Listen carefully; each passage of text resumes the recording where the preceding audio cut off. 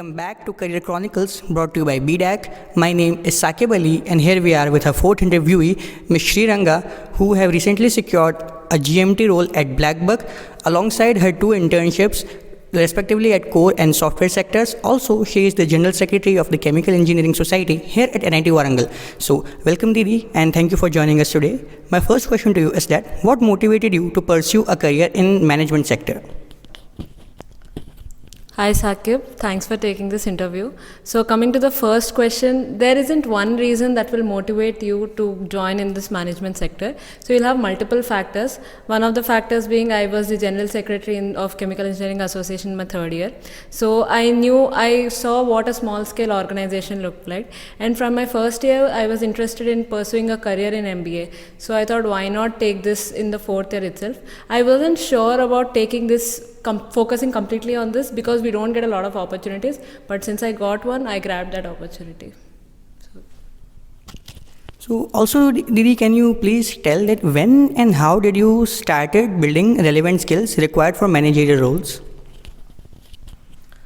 So what most people think is managerial role, you can learn it from a textbook or some resources, but it is not like that. Managerial roles and soft skill you can learn only through practice. So it comes from a lot of, you can start preparing for it from an early age. You won't even realize you're preparing for it. So these all manager skills are life skills. They are not something subjective. So you learn it by taking part in many clubs and many societies, or by taking part in group discussion. So what happens when you take part in a club or society is you learn how an organization works, and in that organization you have to take lead, you have to take ownership, and from that you learn what is responsibility, you learn teamwork, you learn leadership. Apart from that, you have to do some internships. Not necessarily, you will get management internship very rarely, but if you get that, you should do it. Otherwise, any intern where you can interact with different people, you have to learn in a different atmosphere. So what these interns test is how quickly you are able to adapt to those changes. And these changes will help you learn management really quick. So in a nutshell, you have to be active in the activities going around you. Yes. So also, you are the General Secretary of the Chemical Engineering Society. So apart from the academics, being the General Secretary of the society, alongside all the internships and extracurriculars that you have undertaken, you might have felt burned out at some moments. So could you please tell how did you overcome those burnouts and what advice you have for the students that are facing the similar situations? Actually, more than third year, my second year was very hectic. I was part of 3-4 clubs. I was in painting club, I was in food and health club, I was in Finviz, I was in Chemical Engineering Association. So then I felt it that I couldn't manage and my academics dropped down very bad. So I thought maybe I couldn't manage these more. But burnouts don't happen. Burnouts happen only when you're not interested or you feel that this is a lot of work. So at that time, you should maybe take it a bit light. You should step down a bit, delegate responsibility to others. So initially in first and second year, people are free, so you can take a lot of responsibility. You'll be able to manage academics. But when you are in third year, you must know how to delegate responsibility. If you take the responsibility on your own, if you take all the responsibility on your shoulders, you will feel burnout. So what you have to do is you have to make a team and make sure the team under you works, because otherwise you will be the only one responsible and irresponsible and you will feel burnout. So I'll say that don't try to bite more than you can chew. So you'll not be able to do that. At the same time, make sure that your academics are well balanced. And if you're not interested, please don't do it, because if you're not interested and you're pushing yourself to do it, you'll obviously feel burnout. So if you're not interested, leave it and join in clubs that you're interested in. For example, you may not be interested in one dancing club, but still you're in D&D, you're doing so much practice. So that will not work. If you're not interested, go to other club. That's it.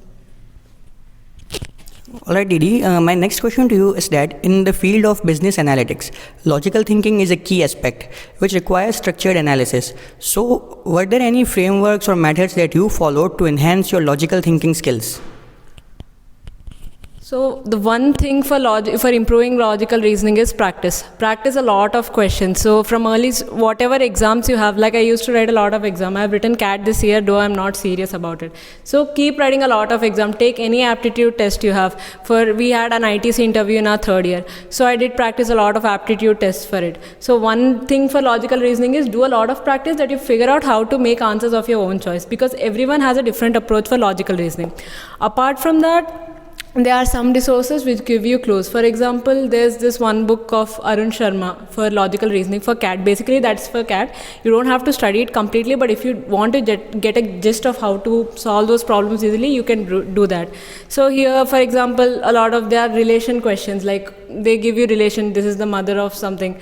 So for that, there's a different way. You can underline the female character so that you understand that this is a female one, and you can choose a relationship like that. And there are some techniques where you can do 2 digits addition very quickly. So in that book is helpful. Apart from that, you should solve a lot of questions so that you can figure out your own method. And that's it. Your GFG puzzles are quite helpful. So they give you different approach. You will not be able to solve unless you see the answer. But once you see the answer, you will get to know the approach. Alright, Didi. Also, you have mentioned about it, how you came to learn all those skills by taking actively participating in all the clubs and events, etc. So, can you please elaborate that? What particular guidance did you had? Like, did you join particularly any club, or did you have any mentor that guided you on this path of the career that you are currently pursuing?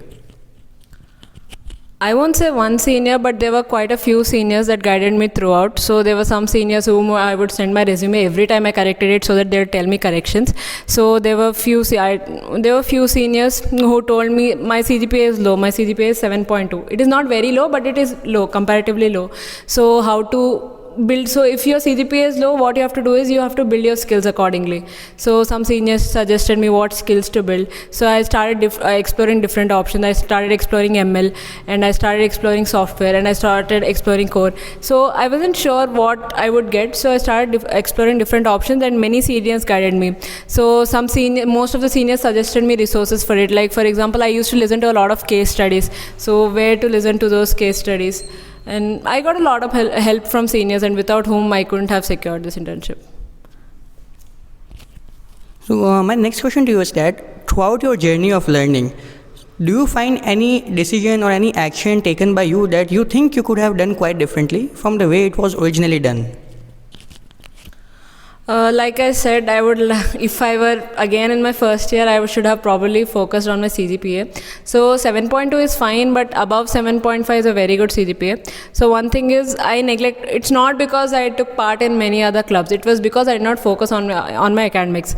Engineering is one such degree where you have plenty of time to focus both on your academics and extracurriculars. So you shouldn't waste time. You should just prioritize time, and if you do that, you'll get good enough CGPA. So if I were again doing my engineering, I would probably have focused on my CGPA. So now coming to your technical skills, can you walk us upon any one of your projects that you have recently undertook, and what was your approach of overcoming all the obstacles that you faced while working on that project? So I have done 2 internships, one in core in HUL, Hindustan Unilever Limited. Both of them were non-paid internships, so I got them through my connections. So in HUL, it's a very big plant. It's a Horlicks plant, and you cannot go there and learn directly. You have to understand the plant. So I had to interact with workers there, the workers there, to get to know the plant. And each one of them used to say a different working of the plant. So it was quite difficult. I had to look through the sections and everything, and then understand. And then they gave me a project to do. I was asked to find the bottlenecks of the plant. So I collected the data, what all data I have, the time they were taking, each machine was taking, and through them I was able to find bottlenecks. But throughout the journey, I took help of a lot of mentors. So one thing that is essential is to ask for help. You cannot get help unless you ask for it. So ask the workers, ask the employees who are there for help, so that you get to know the right part or the shortest path to get your results. And there was one more internship in software. I did a backend intern in Pranava EET Limited. So this was completely new for me. I did my DSA in C++. Now I had to do development in Java, which was completely different. So here we were 4 students, and 4 students did it. I took a lot of help from my peers. So they were quite helpful. They told me what resources to do. Apart from that, the company head, he was also very helpful, pretty helpful. So what we did is there we did a lot of team management. Since we prioritized our tasks, we split our tasks, and that helped. So, Didi, we all are aware of the fact that in the field of analytics, apart from building strong technical skills, the equally most important aspect is building a strong portfolio. So, what was your approach while building your portfolio, and what were all those skills and projects that you prioritize?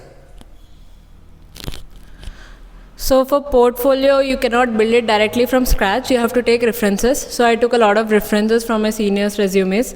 So I found whatever, like one has DBMS project, one has machine learning project. So I took projects from that. One thing to do is most of the people suggest you to take other people's project and then you can replace them. But don't do that because you'll not be able to learn the concepts. So if you want to put a project in your resume, build it from scratch and put it in your resume, because then you'll be able to learn everything of the project and you will be able to answer any question related to it. Most of the people for DBMS or development project or any analytics machine learning project, they just copy paste, they just take some other project, they just change the data set or they change the data set or they change some values and they put it there in the resume. Please don't do that, you'll not be able to learn. So you have to learn the concept, take reference from it, how the project is built, and then build it from scratch and try to make so whenever usually put your skills. So don't skim through the concept, please learn in-depth concepts so you'll be able to answer any questions regarding them. And take reference, don't think that I'll build my own skill, take reference from other seniors. At the same time, put your own eccentricity into it, so that make a balance of your seniors projects and your eccentricity so that your portfolio represents what you are. So yeah, that's it. So this might really be helpful for all of us. So could you also suggest any method of gaining practical experience without entering into formal placements and internships?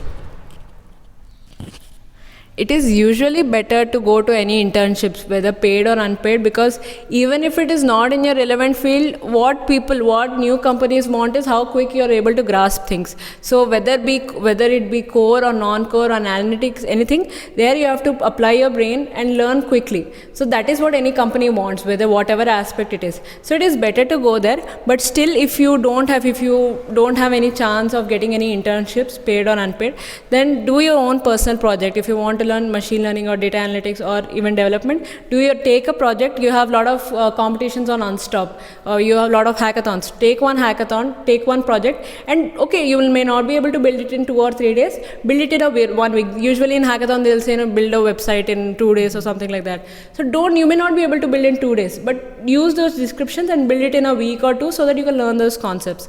Apart from this is about the technical skills. If you want to learn management skills, participate in case studies, in debates, in group discussion, so that you learn it from others. Debate is not only for your practice, but once you can see how other people debate and then learn from them, improve your vocabulary and networking skills. So try to do your own projects if you're not getting any internships, and be involved in all the activities that are happening in the campus. So being interned both as a core intern and as a software intern, what are the tips that you like to give to all the students who are preparing for such interviews? I did both internships because I was not very sure about which stream to choose. I knew I could do software because I was interested in it, but core was a safer bet. But if you have to prepare for core internships, one thing I would say is whatever your branch concepts are, there are few key subjects. For example, for chemical or metallurgy, there are few key subjects. Focus on that and focus on how you talk, how you present yourself. So that would be helpful for core internships. Software, I don't think I'm the right person to say because there is a lot of in-depth knowledge and I don't think I have that much in-depth knowledge. But whatever you learn, whenever they ask you a question, you answer it from the foundation, you answer it from the base so that the interviewer knows that you are clear with that concept. And keep practicing for both of them. Keep practicing questions, keep practicing mock interviews, and for if you are giving in software or something, keep doing questions, keep doing DSA questions, so you don't go out of touch. So now, Didi, could you brief us that what does BlackBuck as a company do, and what is the bare minimum skill set that it looks for? So BlackBuck is a trucking company. So usually we have Ola for cars. So BlackBuck is something like that for trucks. Usually trucks don't have freight, and BlackBuck is something that bridges the gap between companies that have freight to transfer from one location to other, and truck drivers which don't have freight. So it is like Ola for them. And also we have if a lot of trucks go, their main expenses are toll gate and diesel. So this helps them in providing funds for their diesel, and also reducing the toll gate charges, because bulk of transaction happens, so and maybe they'll be able to reduce the charges. So that is what BlackBuck does. And what is the other question? What are the skills, right? So yeah, skills, BlackBuck, while giving the description of BlackBuck, while they were giving their presentation, they said that minimum skills is how good we are with numbers, how good we are with logical reasoning. They said our role was graduate management trainee, so we'll either get business development, or some business analyst or product analyst. So they said how good we are with numbers, how good we are with guesstimates, and how good we are when we are put to a point, like how good we are with spontaneity. So that is the minimum skills they are required, and mainly they checked our logical reasoning. That's it. Didi, could you share with us your interview experience at BlackBuck?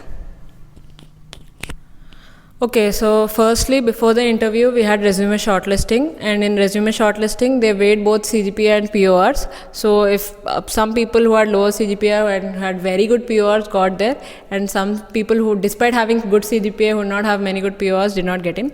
So after this, we had aptitude test where they check logical reasoning and data interpretation. So both these concepts were checked. And from this, we had group discussion.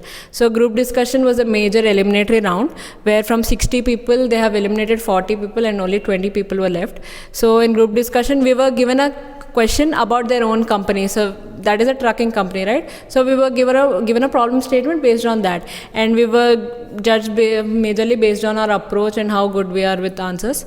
And next, I had 3 rounds of technical interview, and in each technical interview, I was asked GSG puzzles, I was asked guesstimates, and there were few questions, like they checked in my second round of interview, they checked my resume, they saw that I was the General Secretary of Chemical Engineering Association, and also I was the TNP coordinator.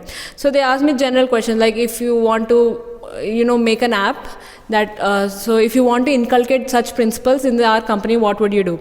So the thing that I replied is, you cannot do that, because in general, when I was a general secretary, I was a team leader, but when I go there, I will be a team member, I won't be a team leader. So to become a team leader, I'll have to take few steps. And they saw that I was a software I did an intern in Pranava EET Limited. So they said, if you want to build an app on gardening, what are the things that you will do? So firstly, you have to know what people want in a gardening app. So for that, you have to do research. So they basically checked my spontaneity. If I were given a problem statement, how quickly I was able to suggest answers. And also I was asked guesstimates, like how many iPhone users are there in India, how many people are buying iPhones per day. So usually interviewers help in your interview. For this guesstimate, I segregated first according to their class, rural, urban. Then in rural and urban, how many people are middle class, lower class, and upper class. And after that, I was estimating a number, these many people are buying iPhones today. But then the interviewer pointed out that you are missing something. So then you think, what am I missing? And then you realize the most important thing for buying a phone is the age group, because young people and old people don't buy iPhones. So you have to do that. Interviews usually help, but once you know the approach, you'll be able to solve. Next, I had the HR interview. HR was a bit tricky. I thought I would not be able to qualify, because they asked me honest questions. They asked me questions like, if you get a software company before this, would you have applied? And I answered yes, because in reality, everyone applies, but some people are desperate. Some people, they say no, and that is not quite right, because the HR knows the truth, that you will apply to any company that comes before. And he asked me, if I were a salesperson, would I stay out at night till 11:30, 12 o'clock and do the work? The answer is no, I wouldn't do that, because I won't do it at the risk of my safety.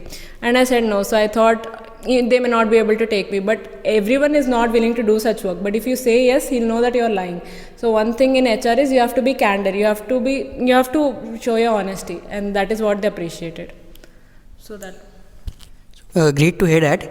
Lastly, I have a question that almost every student is curious about.